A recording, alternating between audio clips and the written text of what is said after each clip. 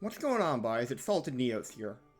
The main thing I tend to love doing in Pokemon games is completing Pokedexes, to the point where it's a personal goal of mine to try and complete every Pokedex across the entire Pokemon series, including the spin-off games. So when Pokemon Home came out, and the entire point of the app is to complete Pokedexes, and later even got copies of each game's regional dex, you'd think it'd be a dream come true, right?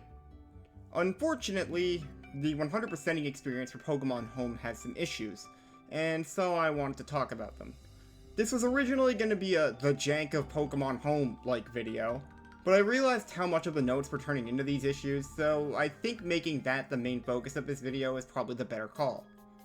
Most of this video will be discussing the mobile app, because completing that by extension also completes the Switch version research tasks and whatnot as well, since the requirements tend to overlap. Before we continue though, apparently about 99% of my viewers aren't subscribed to the channel. As much as I still don't like to ask, we're approaching the 1,000 sub milestone for this channel, which is a lot farther than I thought this channel would ever get to. So if you've been liking my content, feel free to subscribe. You can always unsub later if you change your mind, and it would really help the channel grow. First things first, what do I personally define as 100% for Pokemon Home? For me personally, I would consider the app 100% complete when I've done the following.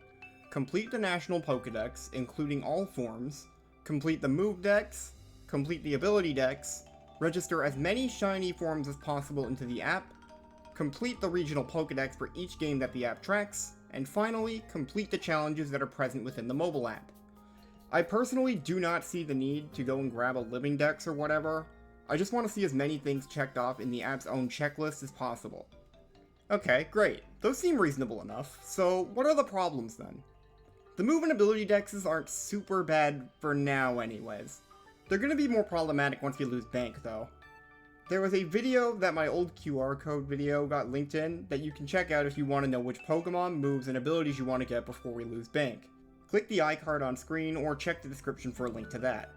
Abilities aside from that are simple. Moves, on the other hand, I have a few minor complaints with.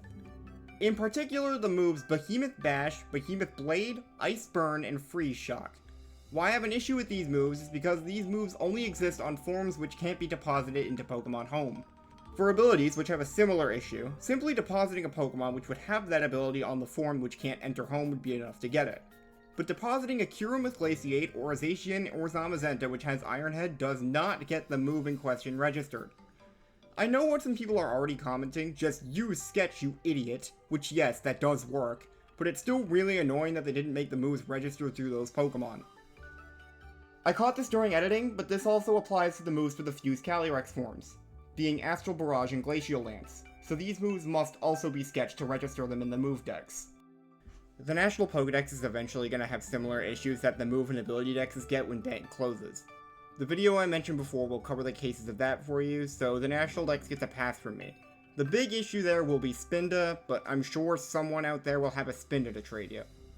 You might bring up that Home not counting the Pokedexes from the Switch games is sort of annoying, and it is, but it's not that hard to get the Pokemon a second time to register in Home, though it is weird that it does transfer entries from Bank, but not Switch-era Pokemon games. I've covered getting every shiny Pokedex entry in Home as its own two-part video, so we won't be discussing that goal here. If you want to check that video out, links on screen now.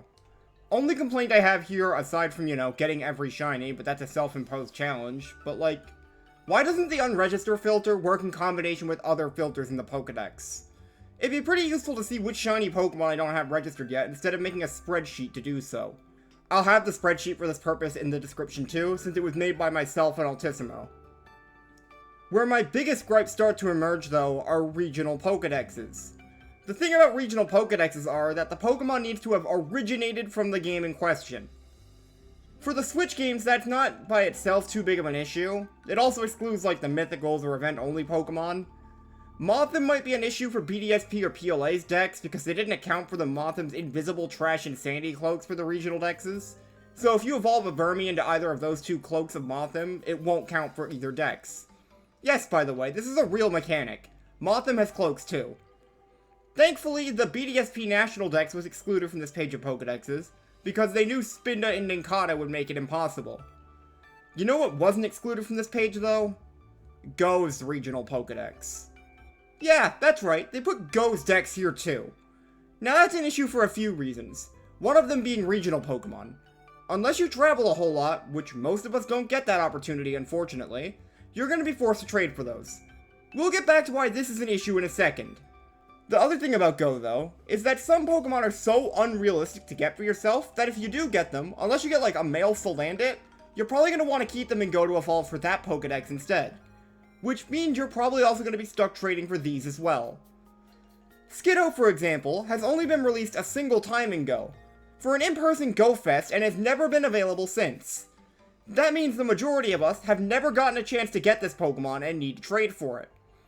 I wouldn't take issue with these trades, people trade for Pokedex help all the time, and for cases like these, even someone like me who hates accepting trades for this kind of stuff, would be fine with it.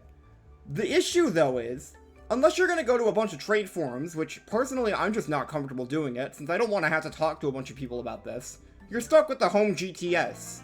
And let me tell you, the home GTS has some serious issues when used for this purpose. Let's get the biggest issue out of the way. You can't deposit something asking for a Pokemon that came from Pokemon Go, because you can only ask for the game things can be sent to.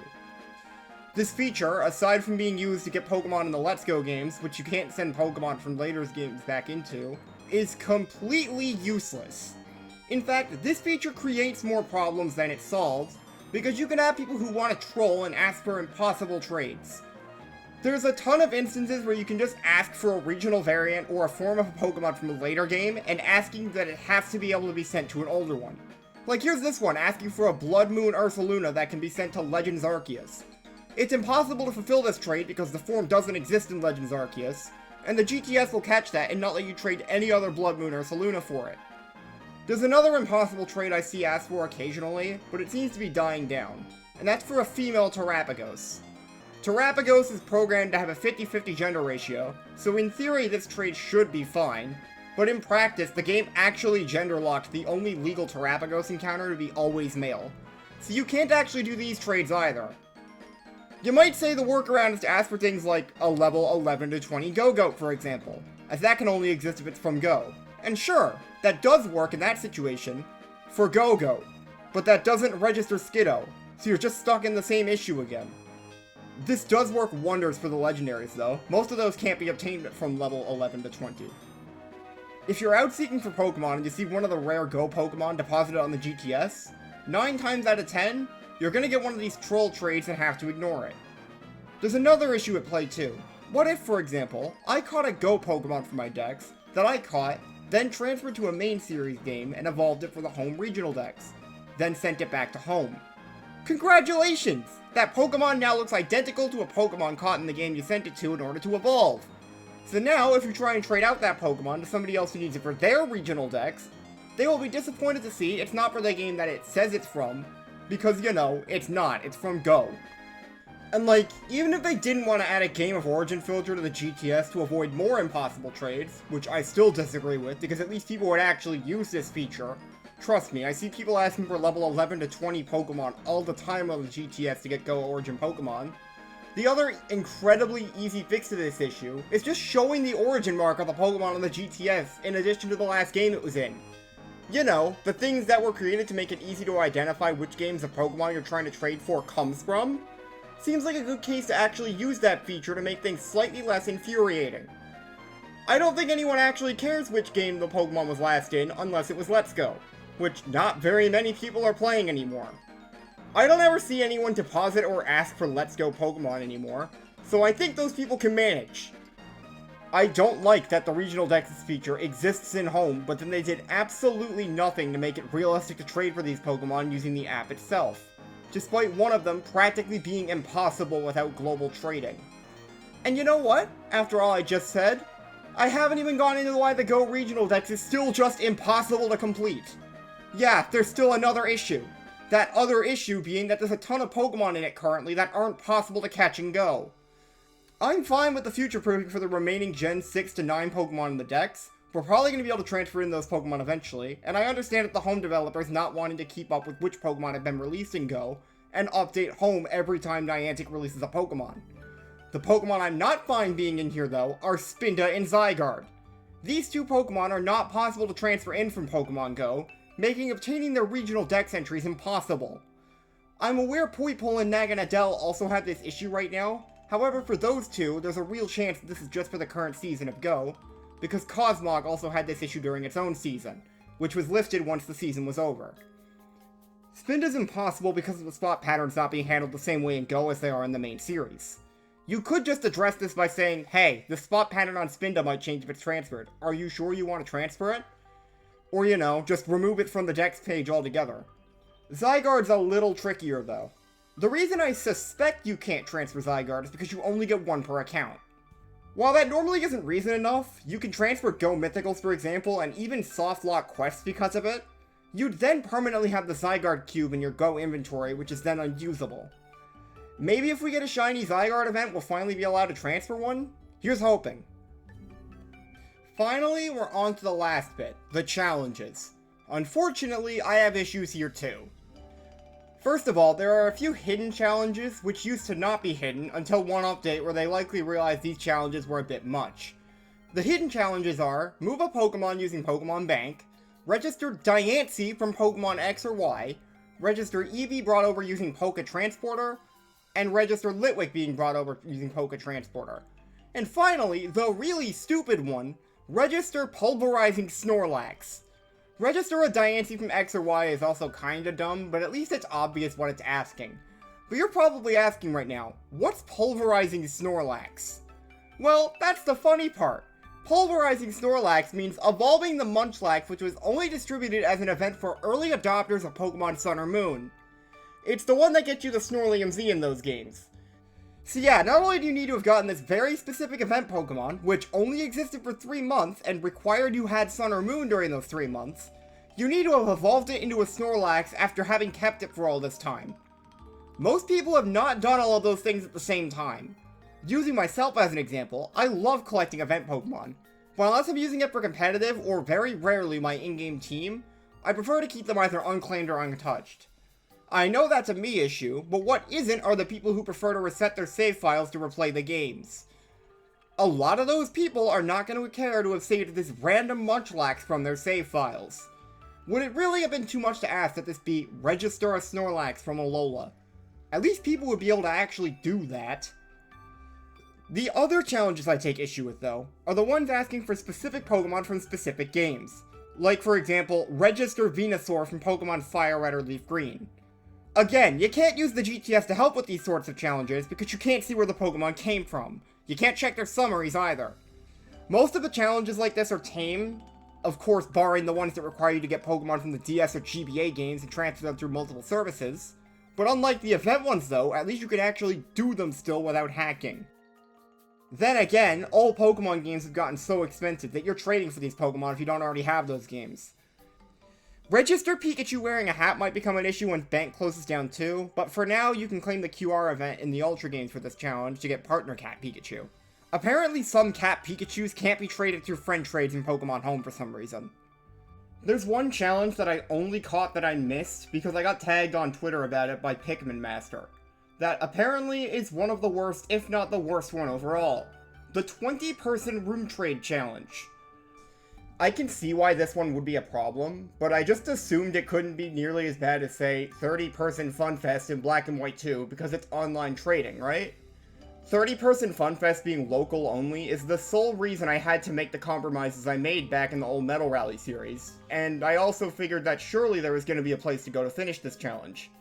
There will be in the near future though, as if you're watching this video close to release, Pikmin Master every Saturday at 3 PM Eastern Time is planning to stream to try and get this challenge completed. So if you want to help out members of the community such as myself in getting this challenge complete, please go sub to Pikmin Master and pop into his Saturday streams, and we'll try our best to finally get this challenge crossed off together. If you want to hear more about the challenges segment specifically, I'm also going to link you to this video by JMash TV talking more about them. I can fully admit to not being the most familiar with this aspect of Home, as it's not been my priority as of now for completion. And given I nearly missed the hardest challenge, that might be apparent. They've also been doing a series on 100%ing Pokemon Home, so I recommend giving that a look too if you want to see more about 100%ing it than my brief overlook here. I also recommend joining their Discord, which is also linked below, as they're also hosting the weekly room trades for the 20 room trade challenge in that Discord on the same days as Pikmin Master. As you can probably see from this video though, 100%ing Pokemon Home is a very long-term task that I don't think many people are going to bother to go through, even if you ignore the all-shiny Pokedex entries thing. There's a lot of really annoying little things you have to deal with in order to actually complete it. I do hope at some point the GTS gets some sort of change that helps deal with the regional Pokedexes thing or the home challenges. Whether that be letting you see the summary of the Pokemon you're trying to trade for, letting you ask for a Pokemon that came from a specific game, or even just showing the origin mark on the GTS. Considering what company we're dealing with though, of course I'm not going to hold my breath. Thank you all for watching this. I am so sorry that this turned into a giant rant. This stuff's been eating away at me for a while, and I just felt like I had to talk about it. I hope to see you next time for something a little less ranty. Later on, Buzz. Take care.